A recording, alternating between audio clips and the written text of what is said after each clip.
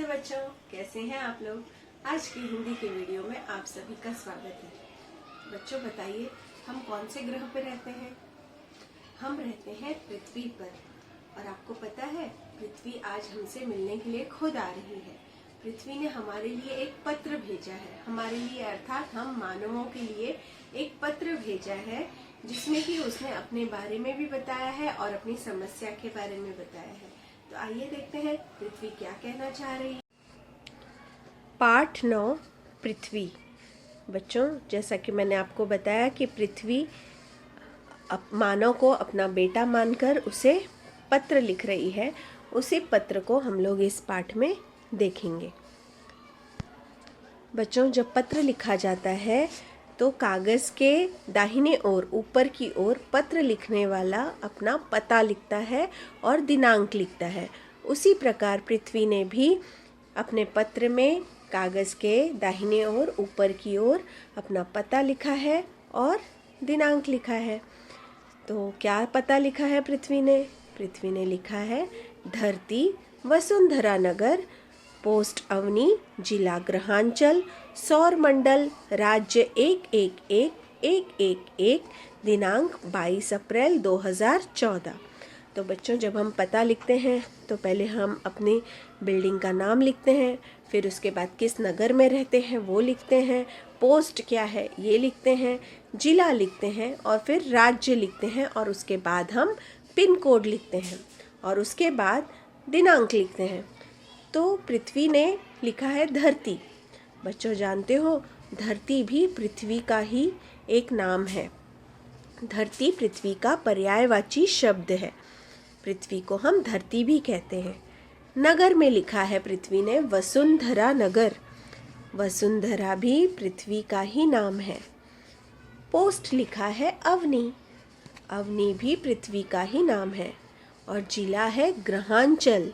ग्रहांचल अर्थात जहाँ पर ग्रह रहते हैं।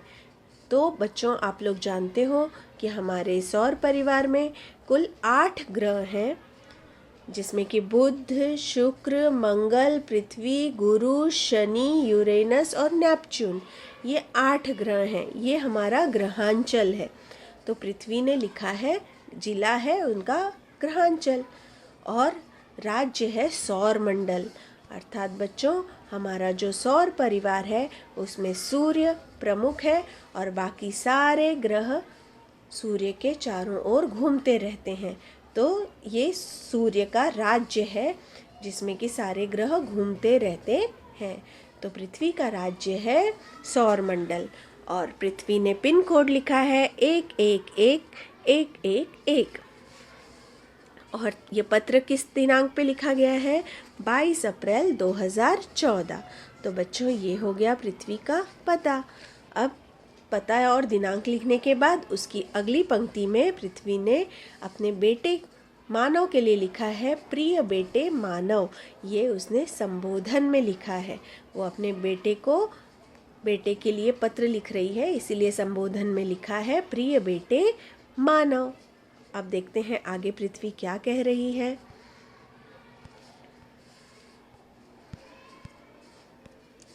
आशीर्वाद। पत्र में पृथ्वी कह रही है, अपने बेटे को आशीर्वाद दे रही है। बड़े लोग हमें आशीर्वाद देते हैं ना, और पृथ्वी माँ के समान है, इसीलिए वो अपने बेटे को पहले आशीर्वाद दे रही है। और फिर आगे कहती है, तुम्हारी कुशलता की कामना करती हूँ। कामना अर्थात इच्छा। अर्थात पृथ्वी ये इच्छा करती है, ये कामना करती है कि मानव कुशलतापूर्वक यानी सुखपूर्वक अच्छे से होंगे। मेरा जन्म कब और किन परिस्थितियों में हुआ होगा, यह जानने की इच्छा सभी को है। बच्चों, हम सभी जानते हैं कि जितने भी ग्रह हमारे सौर परिवार के हैं वो पहले सूर्य का हिस्सा थे और उसके बाद वो उससे अलग होकर ग्रह बने हुए हैं। परंतु इसके बारे में अलग अलग वैज्ञानिकों के अलग अलग सिद्धांत हैं। तो अपने जन्म के बारे में पृथ्वी कहती है कि मेरा जन्म कब हुआ और किन परिस्थितियों में हुआ होगा, यह जानने की इच्छा सभी को है। यानी सभी लोग ये जानना चाहते हैं कि पृथ्वी का जन्म कैसे हुआ होगा, किन परिस्थितियों में हुआ होगा।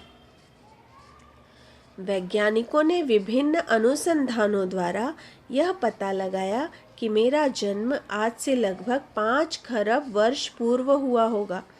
वैज्ञानिकों ने जो खोज की, जो अनुसंधान किए, उनके द्वारा यह पता लगाया कि पृथ्वी का जन्म आज से लगभग 5 खरब वर्ष पूर्व हुआ है। तो यहाँ देखो बच्चों, हमारी पृथ्वी कितनी पुरानी है। वैज्ञानिकों की संकल्पना के अनुसार मेरा प्रारंभ एक दहकते हुए अग्निपिंड के रूप में रहा होगा। वैज्ञानिकों ने इस तरह की धारणा, इस तरह की संकल्पना बनाई है कि जो पृथ्वी का प्रारंभ में थी वो एक दहकते हुए यानी जलते हुए अग्निपिंड अर्थात आग के गोले के रूप में थी। बच्चों, जैसा कि मैंने आपको बताया कि कुछ वैज्ञानिकों ने ये भी कहा है कि जितने भी हमारे सौर परिवार के ग्रह हैं वो सूर्य से ही अलग होकर उसकी ही गुरुत्वाकर्षण के कारण उसके चारों ओर चक्कर काट रहे हैं। तो सूर्य तो आप लोग जानते हैं कि जलता हुआ आग का गोला है। तो इसीलिए जब ये पिंड अर्थात ये ग्रह सूर्य से अलग हुए तो वो भी पहले एकदम जलते हुए थे, जैसा कि आप लोग देख रहे हैं, अग्निपिंड अर्थात आग का गोला। तो पहले पृथ्वी एक आग के गोले के समान ही रही होगी, ऐसा वैज्ञानिकों का मानना है। मेरा आकार कुछ लंबोतरा है। मैं ध्रुवों पर चपटी और विषुवत रेखा पर उभरी हुई हूँ। बच्चों, हम लोग बातों बातों में तो कहते हैं कि हमारी पृथ्वी गोल है, परंतु हमारी पृथ्वी पूरी तरह से गोल नहीं है। उसका आकार जैसा आप चित्र में देख रहे हैं उस प्रकार का है। इसे लंबोतरा कहते हैं, जिसमें कि वो बीच में से कुछ चपटी हुई होती है और दोनों तरफ उभरी हुई, ध्रुवों पर चपटी होती है। ध्रुव अर्थात हमारी पृथ्वी के 2 ध्रुव हैं, उत्तरी ध्रुव और दक्षिणी ध्रुव। तो दोनों ध्रुवों पर ऊपर की तरफ होता है उत्तरी ध्रुव, नीचे की तरफ होता है दक्षिणी ध्रुव। तो देखो चित्र में आप लोग जैसे देख रहे हैं कि ऊपर और नीचे की ओर से पृथ्वी थोड़ी सी चपटी है और बीच में जो विषुवत रेखा आप पतली सी देख रहे हैं, एक पतली सी रेखा गई है, उसे विषुवत रेखा कहते हैं। वहाँ पर पृथ्वी उभरी हुई है। तो इस तरह से पृथ्वी का आकार गोल नहीं बल्कि लंबोतरा है। मैं बहुत तेज गति से सूर्य के चारों ओर घूमती हूँ। बच्चों, आपको पता है पृथ्वी लगातार सूर्य के चारों ओर घूमती रहती है, अभी भी घूम रही है, परंतु क्या हमें पता चल रहा है इस बात का? नहीं पता चल रहा है ना। लेकिन पृथ्वी सूर्य के लगातार चारों ओर घूमती रहती है। पृथ्वी के साथ साथ अन्य जो बाकी 8 ग्रह हैं वो भी सूर्य के चारों ओर घूमते रहते हैं। पृथ्वी के जो ये सूर्य के चारों ओर घूमती है उसकी इस गति को परिक्रमण कहते हैं।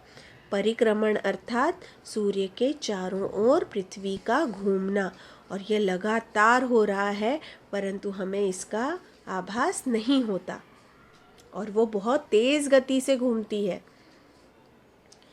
परिक्रमण के फलस्वरूप विभिन्न ऋतुएं होती हैं। तो बच्चों, जो सूर्य के चारों ओर पृथ्वी घूमती रहती है, परिक्रमण करती है, उसके कारण पृथ्वी पर अलग अलग ऋतुएं होती हैं। जैसा कि हम लोग जानते हैं हमारे यहाँ पर वर्षा ऋतु, ग्रीष्म ऋतु, शीत ऋतु होती है। तो पहले ग्रीष्म ऋतु के बाद वर्षा ऋतु आती है, वर्षा ऋतु के बाद शीत ऋतु आती है, शीत ऋतु के बाद फिर से ग्रीष्म ऋतु आती है। तो ऐसा क्यों होता है अब आप लोग जान गए होंगे। ऐसा पृथ्वी की परिक्रमण के कारण होता है। परिक्रमण अर्थात पृथ्वी का सूर्य के चारों ओर घूमना। आगे पृथ्वी बोल रही है कि मेरी एक गति और भी है। केवल पृथ्वी परिक्रमण ही नहीं करती, उसकी एक और गति है, उसे परिभ्रमण कहा जाता है। अब ये परिभ्रमण क्या है? इसमें पृथ्वी अपनी धुरी पर घूमती है, पृथ्वी अपने अक्ष पर ही घूमती है, अर्थात वो खुद के चारों ओर घूमती है। जैसे आप लोग गोल गोल गोल गोल घूमते हैं ना, उसी तरह पृथ्वी खुद के भी चारों ओर घूमती है।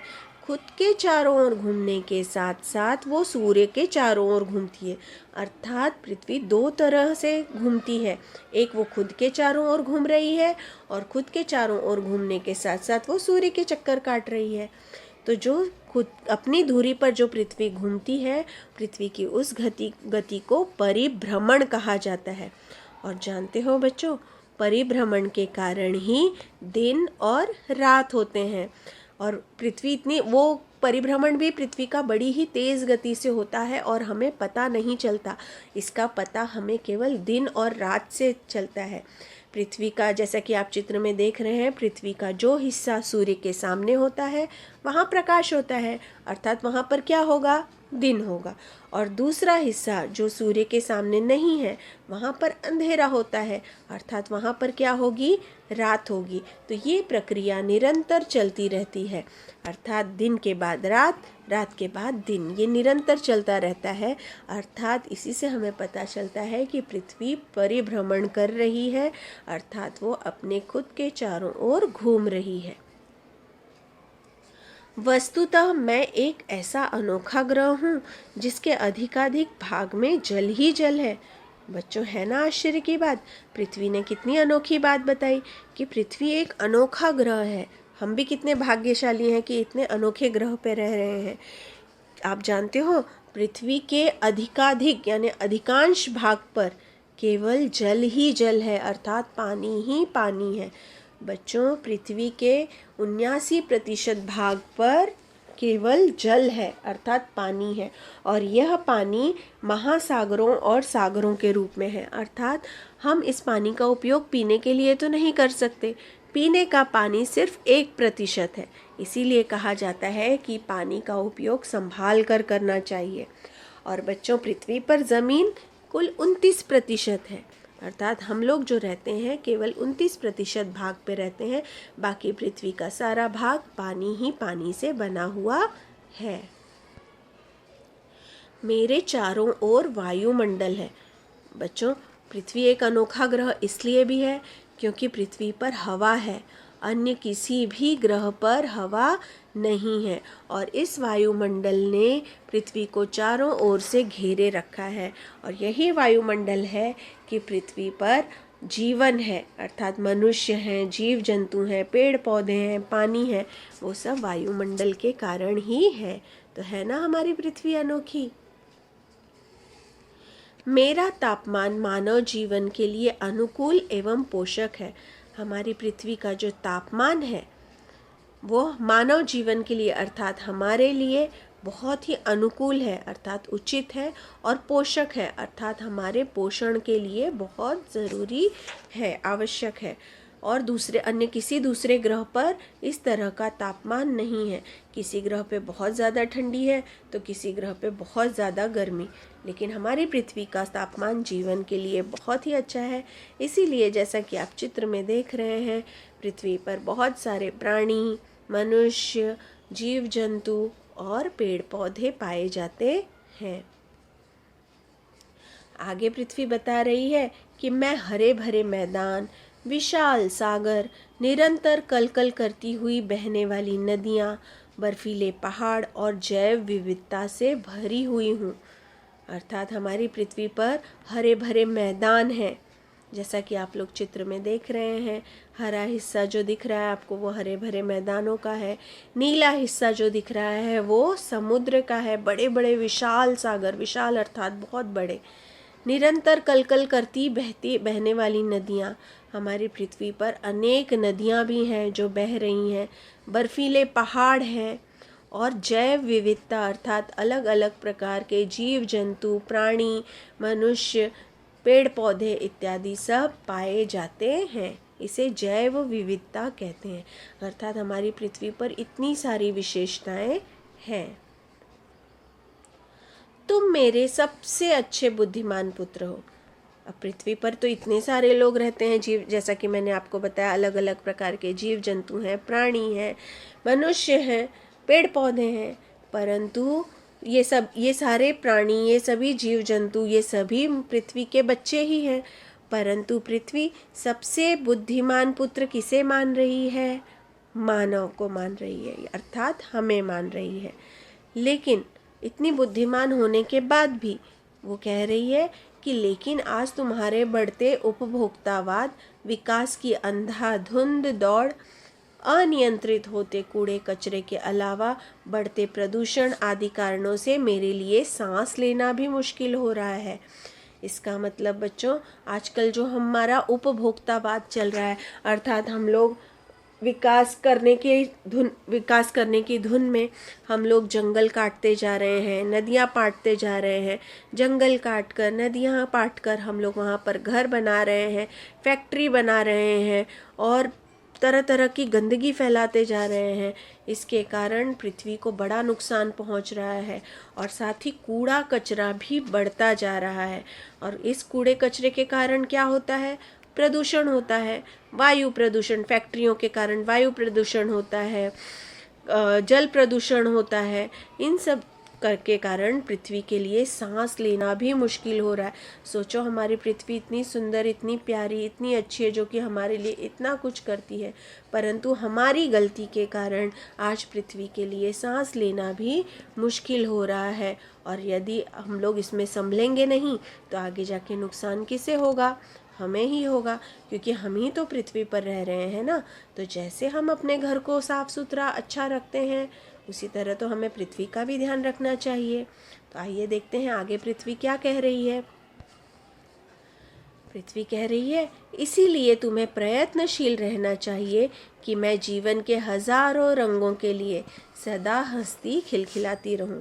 पृथ्वी हमें बुद्धिमान मानती है, इसीलिए वो हमें प्रयत्न करने के लिए, अर्थात कोशिश करने के लिए कहती है कि जो इस तरह की हम कूड़ा कचरा फैला रहे हैं, प्रदूषण फैला रहे हैं, नदियाँ पाट रहे हैं, जंगलों को काट रहे हैं, वो सब हमें धीरे धीरे बंद करना चाहिए या कम कर देना चाहिए, जिससे हमारी पृथ्वी को नुकसान ना हो और हमारी पृथ्वी हमेशा हरे भरे मैदान, कलकल करती नदियाँ, विशाल सागर के साथ हंसती खिलखिलाती रहे।